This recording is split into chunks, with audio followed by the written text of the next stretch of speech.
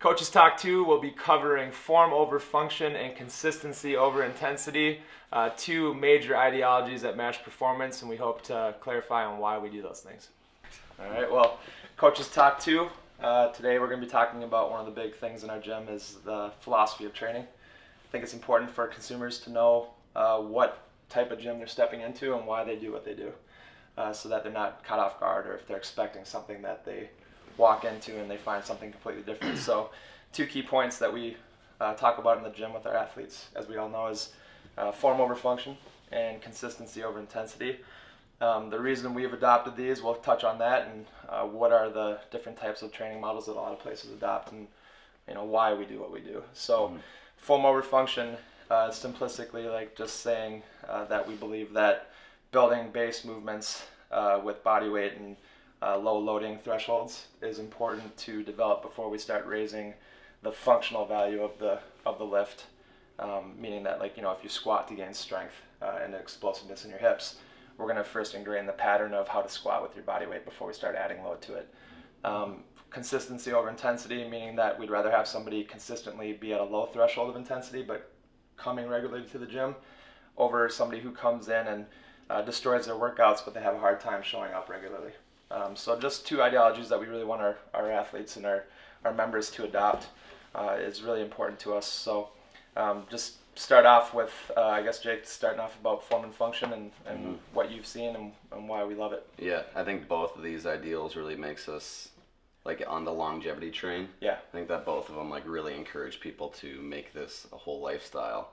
And so the form over function, right away the first things we do is just body weight and motions and form cues and form coaching, so that hopefully, and if they're young, this is the first coaching they've ever got. Yeah. So then hopefully it stays with them for the rest of their life. Yeah. But for someone that's coming in like an adult, we need to solidify that form so that when we do load them, they can keep those positions, and then hopefully for the rest of their life keep that what we think is proper form. Yeah. And so I just think, and I tell kids this all the time, I'm like, I don't care I'd rather have you squat 250 pounds with the best form in the world than 500 and have everyone hype you up, because that's just not gonna end up in a long career. Touch on too, a lot of our kids will have anxiousness about wanting to get heavier because their peers maybe lifting heavier. Right. And so what would you tell a kid who's saying, I'm willing to sacrifice my body pain wise or joint wise right now at a younger age to get heavier on things without perfect form? What would your argument to be for a kid like that? My argument there, I would just straight up tell them that you probably won't make it through high school. Yeah. So let's say you want to go play collegiate sports. Well, you're not going to make it through 10th grade with that attitude. Yeah. Because you're going to just destroy your body. Yeah. And then you kind of have to dial it back and say, yes, you're very focused on sports right now. I understand that you want to lift this heavy weight. Yeah. But that doesn't necessarily make you a better athlete. That's not going to make you better on the field. That's a huge point. A 300-pound bench press isn't going to make you a better basketball player. Yeah. But having having correct form and proper movement, now that's going to make you a better player. Yeah. If you can move better on the court, you are now better. Not I can squat more, therefore making me a better athlete. I think it just doesn't quite correlate as much as athletes think it does. Yeah. So you're saving them the from weights to the. You're saving them from their youthful inexperience in terms of, because you've seen hundreds of athletes progress. Right. And they're just focused on their individual story. Right. They're just thinking, I want to squat 300. Yeah. And you kind of have to broaden their scope and be like, here's what you're thinking, but understand. Yeah. It's way more than this. You got to earn it. Yeah, and you got to earn it. Yeah. Right. Yeah. Right. And that they have to trust us, that we're professional enough to say, okay, now you're ready for this. And that just to trust that we know what we're talking about. Yeah. And that they have to believe in our philosophies. We'll get you there when you get there. Yeah. You don't get to choose. Yeah. Yeah. That's the unfortunate part about being in a gym is you're going to adhere to the philosophy or else you're going to find a new gym to train in. It's one of those things that we're just not willing to negotiate, I think, as a group. Well, safety. If we negotiate that one, kids get hurt. Yeah. And then they're going to find a new gym anyway. Yeah. So, I'd rather you walk out on your own 2 feet and say I chose to do that than walk out with a crutch or hurt back saying those guys screwed me up. Amen to that. Yeah. Yeah. They don't see that at a young age, though. Yeah. Yeah. Yeah. I think that's a good point, just to say, if you don't adopt these form over function and consistency or intensity, you just won't fit into our into our gym. Because that's the ideology, is that you're not willing to sacrifice an ideology. You may be able to sacrifice what you think is the best lift for that person if they have an opinion on what works for them, but the ideology is what's like staying strong throughout the whole process. Yeah.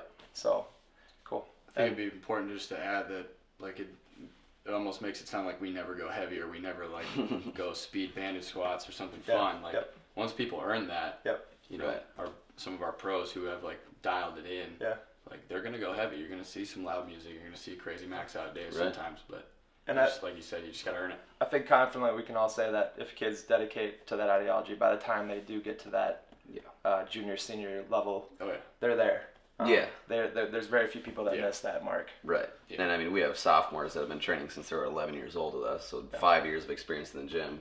And yes, they're deadlifting, they're bench pressing, all these things, but it's perfect. Yeah. So, I mean, they earned it. They earned it. That's the cool thing about it is just the reward. Mm-hmm. It feels like a reward rather than a punishment if you do it. Right? Yeah. I'm kind of thinking of it as like a karate, you get like your white belt. So like you have to like earn your belts. belts. Yeah. We have to like put in the time and earn your belts. Yeah. We should start Different doing belts. lifting belts. We should start doing some belts. Like somebody squats, Got they the put on black their belt. black belt. And Those boys know. Cool. Well, let's move to consistency over intensity. Mike, touch on that and what the value is to members and what they should be thinking about when we're preaching that. Yeah, I mean, it's pretty simple. Just thinking like consistent action over a long period of time, talking longevity is more important than a really good day followed by a couple or one really bad day. We just don't want ups and downs, that kind of bipolar training attitude. We want, even if you're having a crappy day, you're there.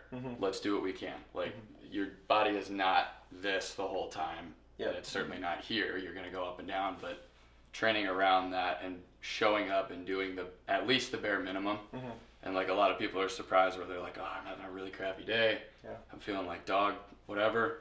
And like, I just don't want to lift. And we're like, okay, well, let's do some active recovery stuff. And then they feel so much better. And then the next day, like, wow, you feel great again. So like just showing up, being consistent with your action. And it's more of like a lifestyle thing, like being consistent on nutrition, not eating super well one day and then binging the next.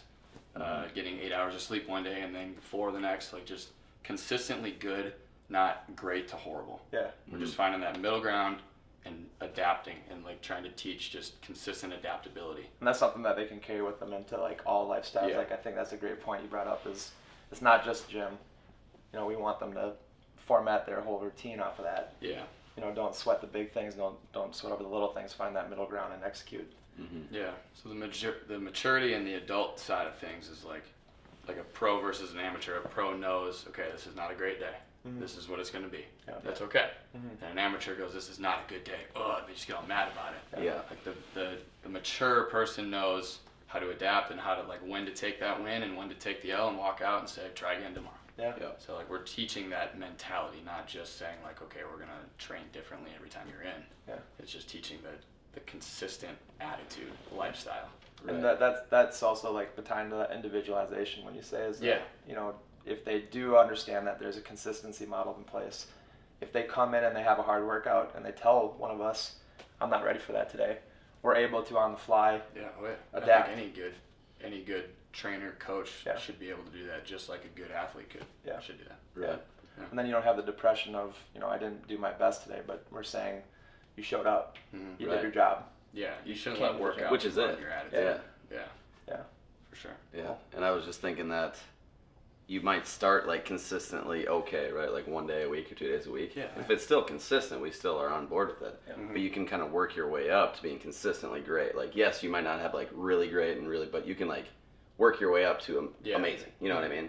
But you have to be consistent with that if you want to keep it. Like you can be amazing and bad, but I think you can build your way up from like okay consistently and just keep progressing. Anybody, we can always raise the intensity threshold. Right. If you need to go hard and you're peaking or whatever you're doing, like, I mean, you've seen max out days. You know what it's like. Like, you can go. But then knowing, like, okay, this is probably going to be followed. I'm not going to be able to repeat this every day this week. Probably going to have to play with it the rest of the week. If I choose to do 100% today, probably not going to have 100% tomorrow. So you just have to weigh those checks and balances.